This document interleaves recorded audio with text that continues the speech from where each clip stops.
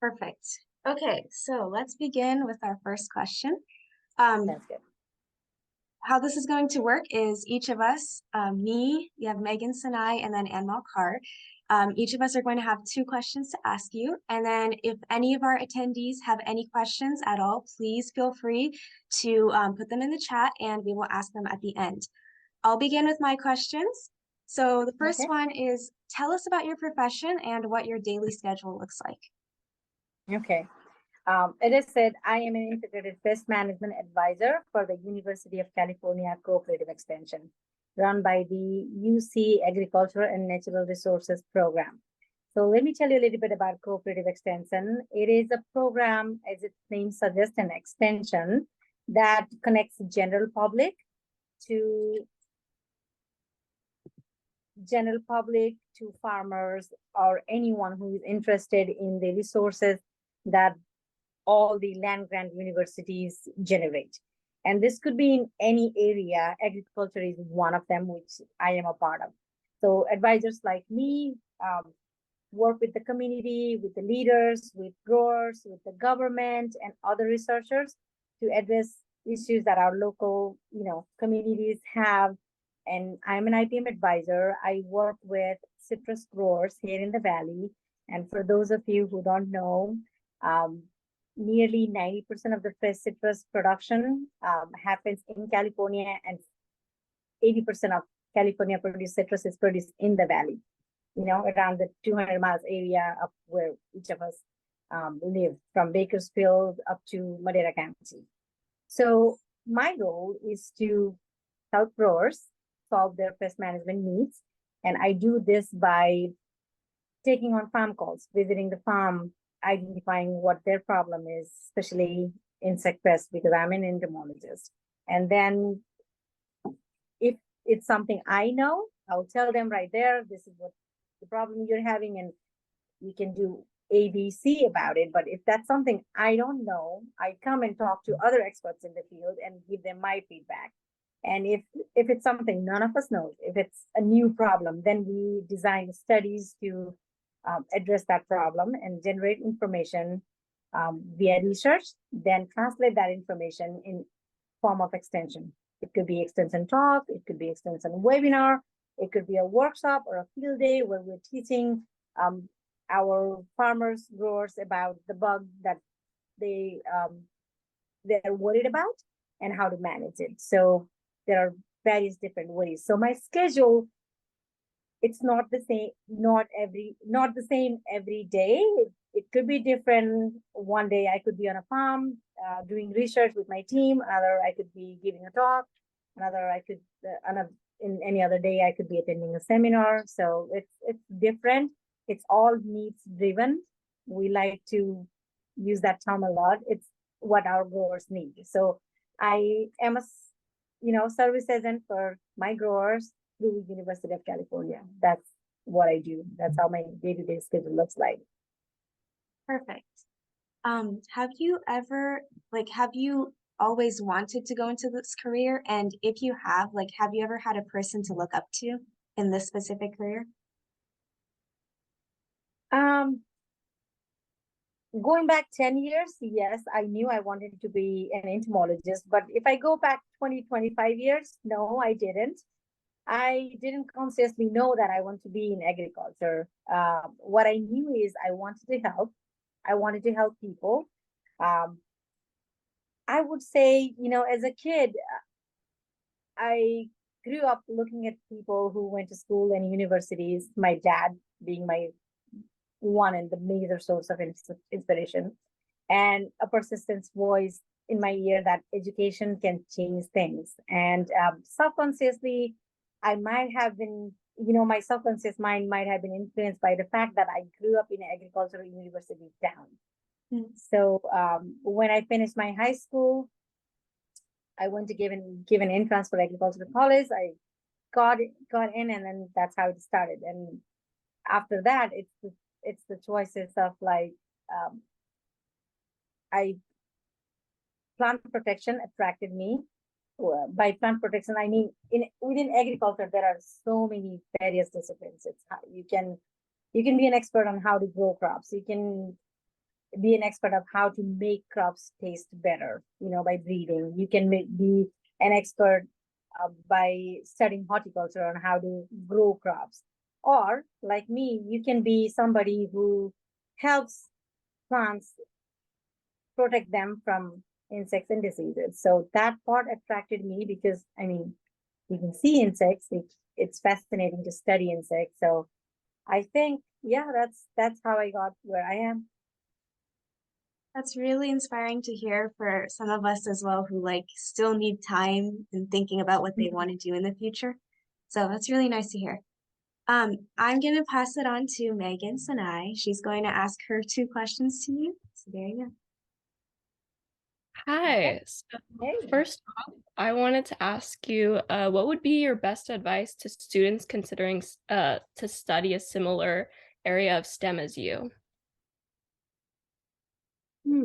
That's a really, really good question. Where can I start? I would say all of you are already doing great, right? This is one of the things I would say is look for help, look for examples. But let me begin with number one. Have a vision. It doesn't have to be clear. It doesn't have to be like defined, but have a vision of what your future self looks like. I want to be a successful person by helping others. I want to be a successful person by, inspiring others through my writing. I want to be a successful person by, going into modeling and acting, whatever. Have a vision of what success looks like to you, right? For some people, it could be, I want to make a lot of money. For others, it could be like, I want to make people happy. For others, it's different for different people. So have a somewhat clear, defined vision of what success looks like to you. That's, I think, for me, that would be number one advice. Second would be don't give up. Be persistent. Sometimes, life happens, things happen, and we come to a day where it feels like I don't want to do this anymore. I don't think I have it in me to go through this. It's okay to take a break. It's okay to take a pause, but always follow back. It's important to have a vision because that vision will keep reminding you why you started in the first place. So be persistent. My third advice is ask for help. Somebody else always knows more than you. Somebody else always knows better than you. Somebody always has better connection than you. And you could be that somebody else for some other person, right? You could be helping others while you're also seeking help. And, and I'm not only talking about personal help, um, internet today has a lot of things. So we all go to YouTube videos on how to do this. So there is a lot of resources out there. Do your own research. Where you're stuck, ask for help. If you have a vision, if you're persistent, and if you don't hesitate in asking for help, those three, uh, things will take you a long way. So Yeah, that would be my advice for you. thank you, thank you. My next question was, how did you feel about juggling being a mother and still going to work in your specific field? If I have to say it in one word, scary. Because scary because you wake up realizing that you have another human who is 100% dependent on you, and while you're also emotionally and physically healing from the trauma, or I wouldn't say trauma, from the experience of being pregnant, being in labor, having a baby. So it is scary, and along with that, also the stress of falling behind professionally. But then, over time, I can say over time because my older one is 11 already. Over time, you come to realize that not everything is a priority at the exact same time. So you get better at prioritizing things. You get better at shuffling schedule. you get better at making timetables and following through the timetables. So again, asking help goes in here too. You ask help from your partner where needed. You ask help from your support system where it's needed, with your neighbors, with your friends. And when kids grow up, you can ask help from them, like, can you do this for me so that I can complete this meeting, or I can complete this assignment? Can you just keep busy for some time? So I think it's always, especially after I had kids, it's one day at a time for me. If today is good, tomorrow we'll see. So. Amazing. Yeah, thank you. Next, I'm going to hand it off to Anmal Kaur. She's going to ask you the final 2 questions. Okay. So, hello. Thank you again for joining us today to share your experiences in this field of work. And my first question is going to be, what inspires you or continues to inspire you to pursue this career in STEM and specifically in entomology? So, well, I think my first inspiration, or my first, at a loss of a word here, why I wanted to do this, if I go back years and years, I knew that I always wanted to help people. It's like help in a way that I wanted to be in an area. Again, I'm talking about going back to what I said earlier about having a blurred vision of what I want my future self to look like. I wanted to help people through the work that I do so that their lives become better.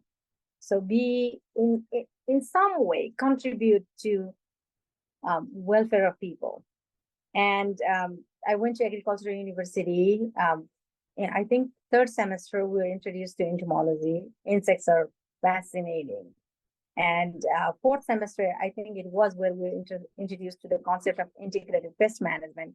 That's where you learn. We don't control pests, we manage them.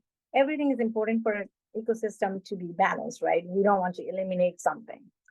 But we have to make sure that the pests are not eating our crop, not destroying our crop, because we need to eat too.